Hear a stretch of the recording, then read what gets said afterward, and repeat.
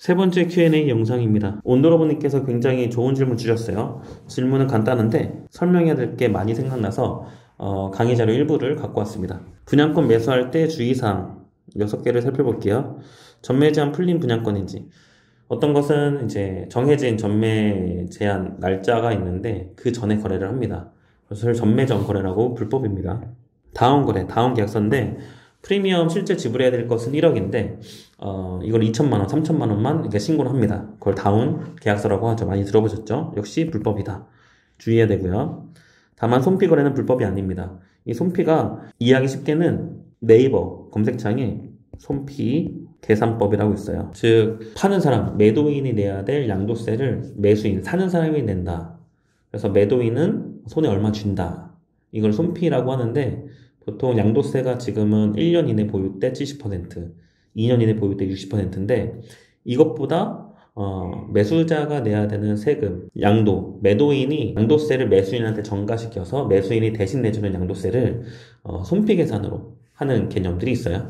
이게 프리미엄이 1억이라고 하면 손피가 1억이다. 실제 내야 되는 돈은 한 2억 정도 됩니다. 뭐 1,000만 원이라고 하면 2천 몇 배 이렇게 되겠죠. 이런 식으로 손피 계산법을 누군가 엑셀 테이블로 예쁘게 정리해서 계산해 준 게 있는데 이거 자체는 현재 불법이 아니라고 언더지자체에서 설명한 자료가 있습니다. 그 다음 또 주의해야 될 게 뭐냐면 중개 보수 지급은 거래 가액 기준입니다. 이게 무슨 얘기냐면 어떤 아파트가 분양가 5억에 프리미엄 1억을 지급해서 총 6억짜리 아파트가 되었다. 이걸 산다라고 했을 때 이걸 6억에 대한 0.4%를 내냐? 이게 아니란 얘기입니다.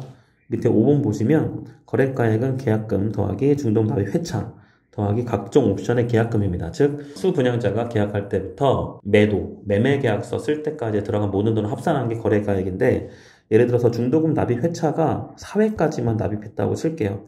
그러면 다시 계산해봅니다. 6억이 아니라는 얘기를 하는 겁니다. 계약금 얼마 들었죠? 네, 5억 분양가의 10%인 5천. 그 다음 중도금 납입 회차 5천 곱하기 4회니까 2억. 그 다음 프리미엄 1억 해서 3억 5천이 되겠죠. 6억이 아니라 3억 5천에 대한 중개 보수를 내야 된다는 얘기입니다. 그쵸? 그래서 일반적인 기준은 통상적으로 그 동네에서 통용되는 뭐 200만 원 주세요, 300만 원 주세요, 중개 보수 이렇게 됩니다 라고 하는 경우가 있는데 정확한 계산은 거래 가액 기준이다라는 거 다시 한번 확인하길 바랍니다. 마지막 주의사항 6번은 중도금 이자 후불제 단지인 경우 입주가 가까울수록 매수자한테 전가시키려고 한다. 이거 앞에서 송도 호반섬이 두 번째 질문에 대한 예시를 한번 드렸었는데 매물 밑에 보면 별표로 중도금 후불 이자는 매수인이 부담한다. 그러니까 입주가 많이 남은 경우는 이런 이자 후불제 금액이 크게 느껴지지 않지만 입주가 가까울수록 2천만 원, 3천만 원이 넘어갈 수도 있는 이자 후불을 누가 부담하냐. 이거는 큰 이슈다라고 보입니다. 그래서 이것까지 꼭 챙겨야 되셔야 되고 그 다음 분양권 매매 거래 절차에 대해서 살펴봐야 될 것을 빠르게 한번 보도록 할게요. 매매 계약서는 일반 아파트에 거래하는 방법하고 동일합니다. 거의 똑같아요. 대리인 가능하고요.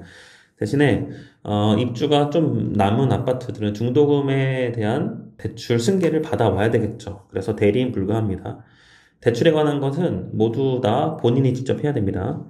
파는 사람에서 받아와야 되는 매수자는 기존 중도금 보유 건수와 금액을 미리 확인해요.